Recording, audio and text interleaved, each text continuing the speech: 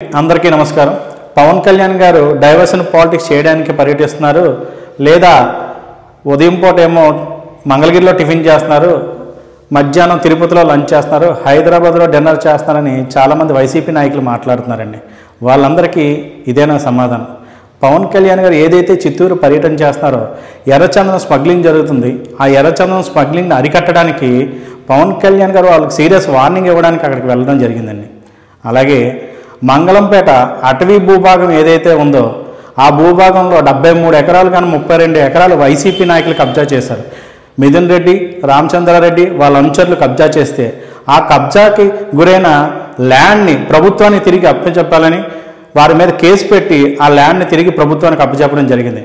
ఇలాగా ఏదైతే అక్కడ జరుగుతుందో ఆ జరుగుతున్న అన్యాయాన్ని, అక్కడ జరుగుతున్న కబ్జాన్ని ప్రజలకు తెలియజేయాలని చిత్తూరు పర్యటన పవన్ కళ్యాణ్ గారు చేయడం జరిగిందండి.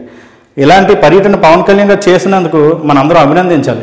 పవన్ కళ్యాణ్ గారు జాతి సంపదను, ఈ రాష్ట్ర సంపదను, ఈ దేశ సంపదను కాపాడని ఆయన తాపత్రయం. కాబట్టి మనమందరం పవన్ కళ్యాణ్ గారికి సపోర్ట్ చేస్తూ పార్టీలకు అతీతంగా మనం అందరం సపోర్ట్ చేయాలని కోరుకుంటున్నాను.